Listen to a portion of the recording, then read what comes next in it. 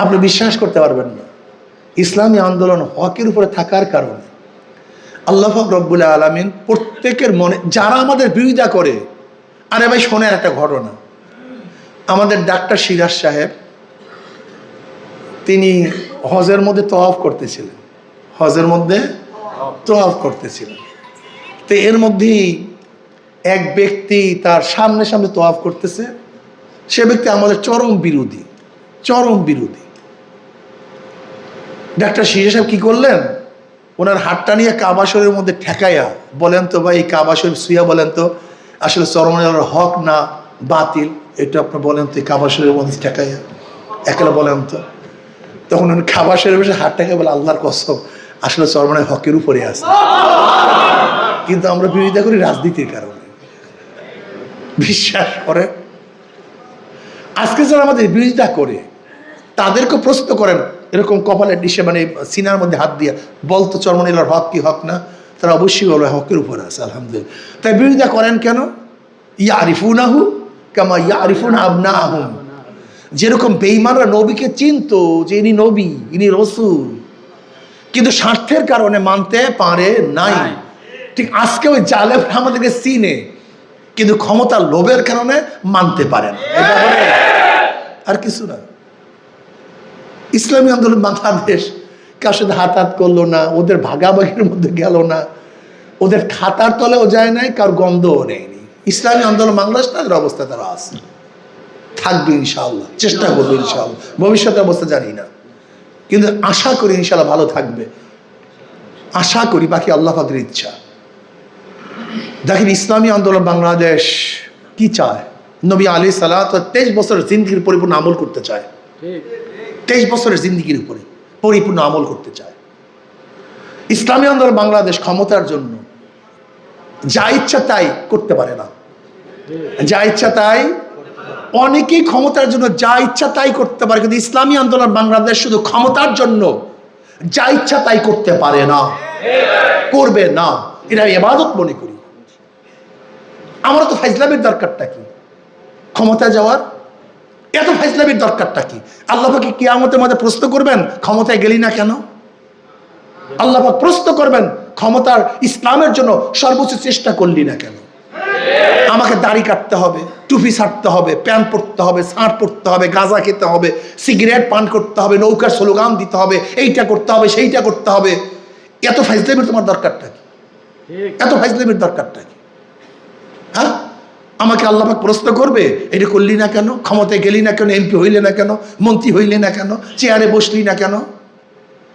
আল্লাহ পাক প্রশ্ন করবেন ইসলাম হুকুমাতের জন্য সর্বোচ্চ চেষ্টা করলি না কেন? ইসলামী আন্দোলন বাংলাদেশ হকের উপর থাকার চেষ্টা করতেছে। আমরা বিশ্বাস করি যদি একটা মানুষও না থাকে ইসলামী আন্দোলনের পক্ষে, এতে ইসলামী আন্দোলন বাংলাদেশের নেতা কর্মীদের মধ্যে কোনো পেরেশানি আসবে না, কারণ তাদের মূল মাকসাদ হলো রেজায়ে মাওলা, তাদের মূল মাকসাদ রেজায়ে মাওলা। যদি মাওলা সন্তুষ্ট অর্জন করতে পারি সবকিছু পেয়ে গেছি, আর যদি মাওলা সন্তুষ্ট অর্জন করতে না পারি আমি কিছুই পাইনি।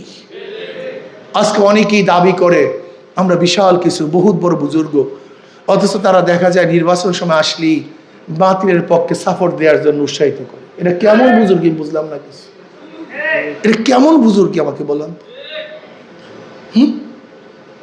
আসুন না, এইবার ভালো একটা চান্স আসছে, ভালো একটা পরিস্থিতি আসছে, সম্মিলিত ভাবে যদি ঐক্যবদ্ধ ভাবে ইসলাম হুকুমত কায়েম করার জন্য একটা ধাক্কা মারি, আমার বিশ্বাস এবার এই ধাক্কায় ইসলাম ক্ষমতায় যাবেই যাবে ইনশাআল্লাহ। এটা আমার বিশ্বাস, এটা আমার বিশ্বাস।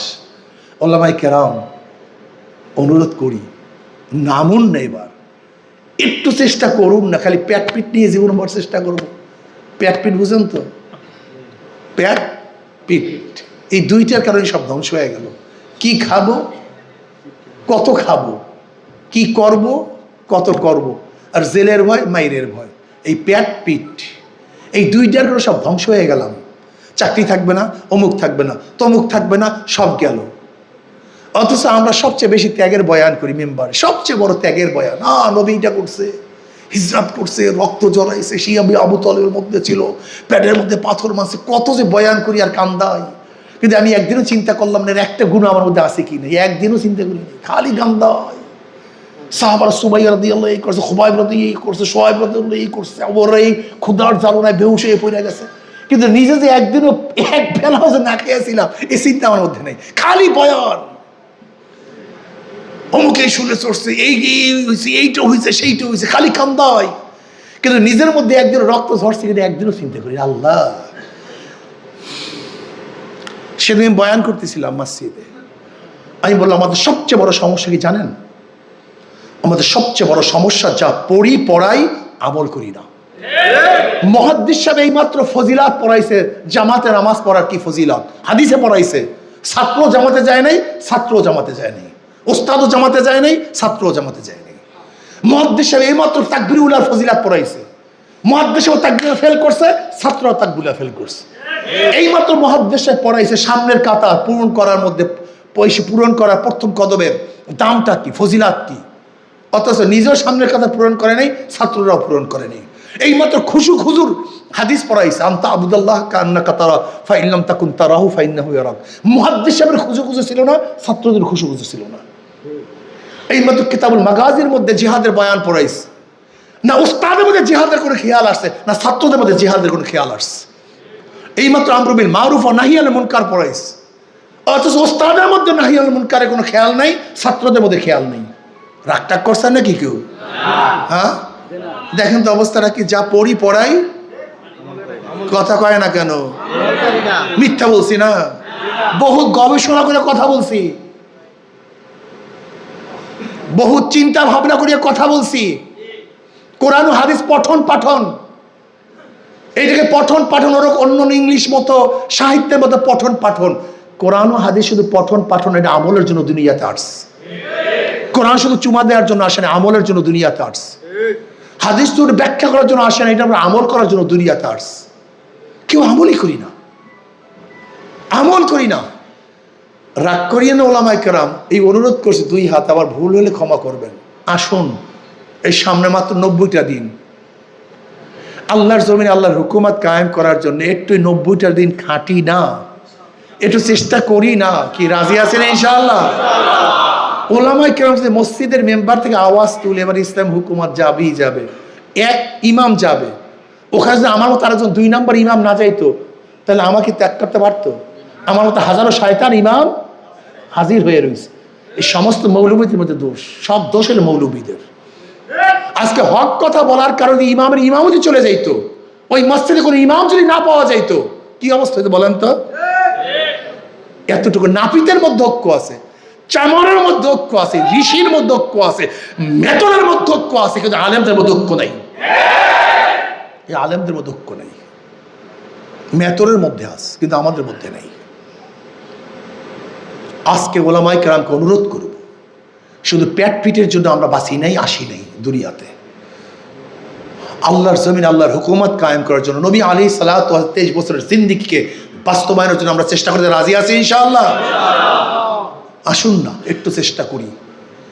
মনে কেউ কিছু নিয়েন না, অনেক কথা বলে ফেলছি আবেগে, যেহেতু ওলামায়ে কেরামের কাছে আসলে এটা আমার আবেগ বেড়ে যায়। এরা যদি সব আল্লাহর জমিনে আল্লাহর হুকুমত কায়েম করার চেষ্টা করতো, তাহলে অবশ্যই ইসলামী হুকুমত কায়েম হবেই হবে ইনশাআল্লাহ। দেখেন হাত পা কেমন একটা পূর্তি, এটা আল্লাহ পাকের রহমত আমরা পাইছি। ও আম্মা বিনিমাতি রাব্বিকা ফাহাদ্দিসি সাহেব বলতেছে, নৌকা যারা নির্বাচন করে নিজের নৌকা চালাতে পারে না, ধানের শেষে যারা নির্বাচন করে ধান কাটতে পারে না, নাঙ্গলে যারা নির্বাচন করে নিজেরা নাঙ্গল বইতে পারে না, কুঠা নিয়ে নির্বাচন করে তারা নিজেরা কাঠ ফাটতে পারে না, যারা গরুর চাকা নির্বাচন করে নিজেরা গরুর গাড়ি চালাতে পারে না। নৌকা গরিবদের প্রতীক। নৌকা চালায় কারা? ধান কাটে কারা? নাঙ্গল চালায় কারা? কিন্তু যারা নির্বাচন করে একজনও গরিব না। কি কথা কয় না? অর্থাৎ মার্কার সাথে কাজে, কিন্তু হাত পা কেমন একটা প্রতীক, যে নির্বাচন করে সেও চালাতে পারে, যারা সমর্থন করে তারাও ঘুরাতে পারে, পুরুষরাও চালাতে পারে, মহিলারাও চালাতে পারে, বড়রাও চালাতে পারে, ছোটরাও চালাতে পারে। হাত পা কামড়ার জন্য মুসলমানদের, হাত পা কামড়ার জন্য হিন্দু বৌদ্ধ খ্রিস্টানদের। কারেন্ট ফেল করে, হাত পাকা ফেল করে না। কি কথা ঠিক না? হাত পাকা সবাইকে শান্তি দেয়। শোনেন শোনেন, হাত পাকা সবাইকে শান্তি দেয়। মুসলমানকেও শান্তি দেয়, হিন্দুকেও শান্তি দেয়, খ্রিস্টানকেও শান্তি দেয়, গরিবকেও শান্তি দেয়, কথা কয় না। পুরুষদেরকে শান্তি দেয়, তার মানেটা কি? হাত পাকে বিজয় হলে সবাই বিজয় হবে, সব শ্রেণীর মানুষ বিজয় হবে ইনশাআল্লাহ। এটা সবার প্রতীক তো, এটা সবার প্রয়োজন তো। আসুন না, হাত পাখা দিয়া যেরকম ওরা বলে শুধু আমরা এক দলকে বাতাস করছি, মিথ্যা কথা কয়, আমরা সবাইকে বাতাস করতে চাই। আমরা কি করতে চাই ভাই? সবাইকে ঠান্ডা করতে চাই। বাংলাদেশের প্রত্যেক নাগরিককে হাত পাতা গিয়া ঠান্ডা করতে চাই। কেউ নামবেন তো ইনশাআল্লাহ? না, আপনাদের জজবা পুরো আসে না, কথা আমার ঠিক হয় না মনে হয়। কে নামবেন তো ইনশাআল্লাহ? শোনেন, আমি একটু সময় চাই, শুধু সময়, একটু সময়। 24টা ঘন্টার মধ্যে কেউ 12 ঘন্টা, কেউ 8 ঘন্টা। চার দোকানে বসে থাকি না ভাই, চা খাই না? ওই চা যেই কয়বার খান, ওই মাত্র 1 ঘন্টা সময় আজকে দাওয়াতের জন্য রাখবেন। এই আড্ডা যে মারেন, একটু আড্ডা না মারি, একটু দাওয়াতি কাজে নামবে, একটু রাজি আছি রে ভাই? 1 ঘন্টা, 2 ঘন্টা, 3 ঘন্টা, 4 ঘন্টা, 5 ঘন্টা অক্ষ করার জন্য রাজি আছেন ইনশাআল্লাহ? কেউ 12 ঘন্টা। দেখেন, আমি অনেক জায়গায় বলি, নিজের ইসলার জন্য 1 চিল্লা দিই, নিজের ইসলার জন্য সাল লাগাই, নিজের ইসলার জন্য জীবন চিল্লা দিই। অথচ আজকে নিজের ইসলাম এবং সমাজের ইসলার জন্য মাত্র 90টা দিন একটু অক্ষ করার জন্য রাজি আছি না ভাই? ইনশাআল্লাহ। মাত্র 90টা দিন। ফেব্রুয়ারিতে নির্বাচন, সময় একেবারেই নাই। যদি নিজের ইসলার জন্য সাল লাগাতে পারি, তাই নিজের ইসলাম এবং সমাজের ইসলার জন্য মাত্র 90টা দিন একটু আমি অক্ষ করতে পারি না? এটা শুধু সময় অক্ষ করতে চাই, শুধু সময়, 90টা দিন।